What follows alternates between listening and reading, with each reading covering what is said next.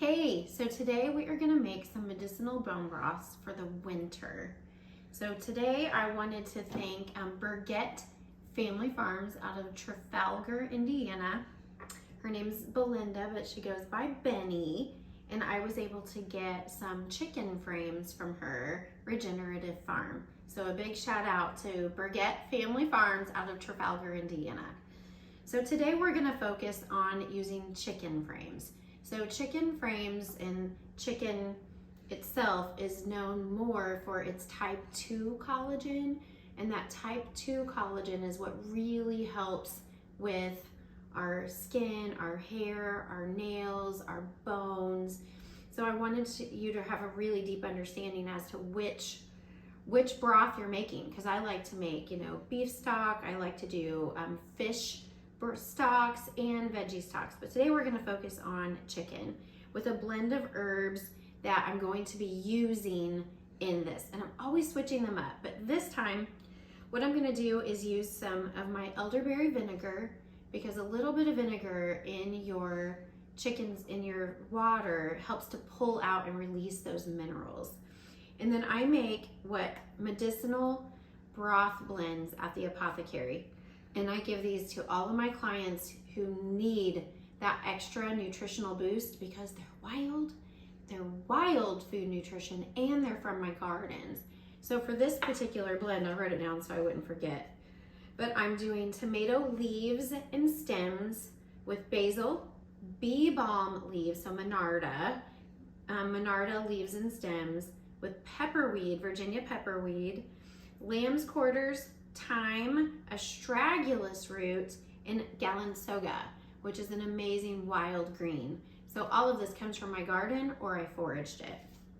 And then I have some of my favorite new herb that so many of you hear me talk about, some rabbit tobacco with some resinous polypore that my friend Aaron McNicholas foraged and he gave to me for my birthday.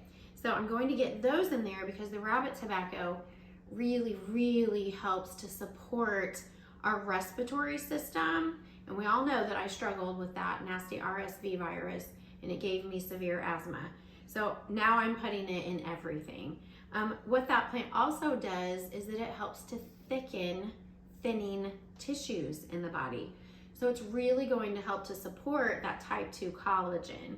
And then I have bay leaves from my bay plants with some garlic and some onion, some Celtic sea salt. So we're gonna throw all of that in there with some filtered water, and I just use my Berkey for that, but you always wanna make sure you're using the best water possible. And then keeping these broths on stock, that way whenever you wanna make a fresh pot of soup, you have them. I keep them frozen in mason jars in my deep freeze. So that way, anytime I want to make a fresh batch of soup, I already have these broths frozen and ready to go. Or if you're not feeling well, if you're battling any of this wintertime crud, you can just thaw out a jar of that and then drink it for your meal. So it's just having that whole food nutrition on hand in your own kitchen at all times. So right now what I'm gonna do is just start throwing all this stuff in. Okay, so here you all know that I don't like plastic. So here's a bag of my biodegradable bags that I use where I keep all my scraps, right? So this is a bunch of onion skins. I have herb stems in here from like rosemary and thyme, garlic skins. I keep all this in here. Keep all those vegetable scraps that I can use when I'm going to make a new batch of broth. Okay, so here we go with my rabbit tobacco, my resinous polypore that I like dumped everywhere. So we'll get all these in here. The broth blends that I make at the apothecary, and I keep these stocked. I keep all different kinds of them, all different kinds from the gardens. It's gonna be such amazing wild food nutrition in there. My bay leaves. Gonna put a little bit of my elderberry vinegar in here. You can do like a tablespoon, because you don't really want to flavor it, you just want to use it for those medicinal purposes. And then I don't measure, so So I just put a bunch of salt in here. A bunch of Celtic. Don't use any of that white bleach stuff. Make sure that your salt is always pink or gray. Pink or gray. Or you can get some of that really bougie volcanic ash salt that's black.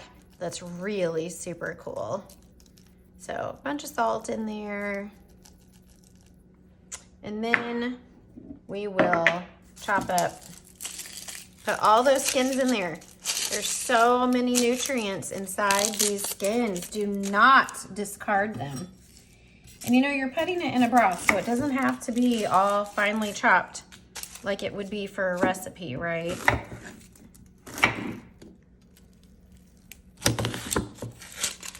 Just big clumps, because you're gonna strain them out anyway.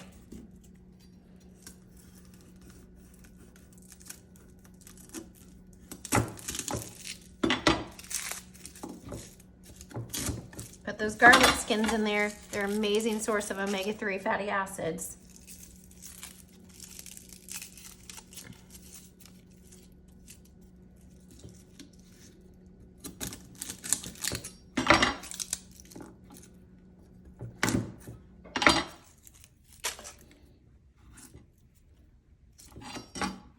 Okay, so I'm gonna fill all of this.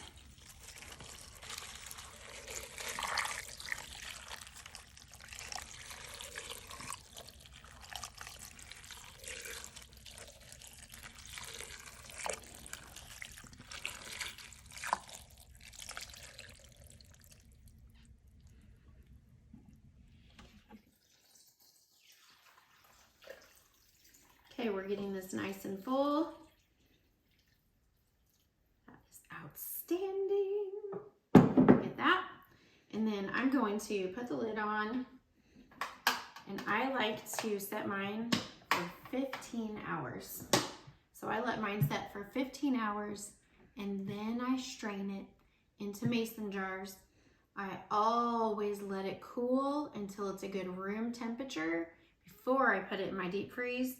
And I never fill the jar all the way to the top because I have cracked way too many. So I have learned, those who know, you know. So this is one version. Tomorrow I'm teaching a broth class at a local integrative wellness center here in Indianapolis.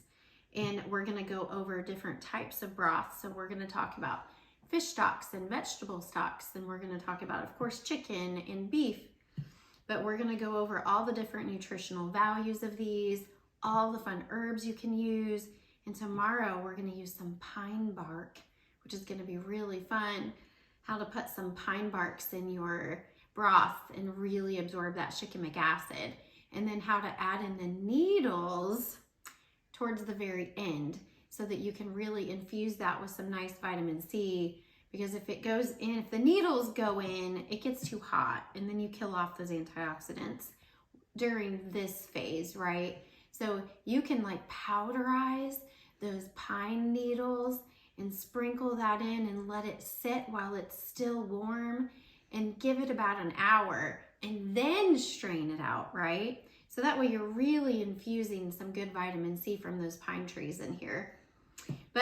So let me know what you like to do with your broths because we have so many more to make. So maybe next one we'll do a really fun fish stock with what I call all the lemon herbs. Those are really fun to use your lemon balms and your lemon verbenas and your lemon grass.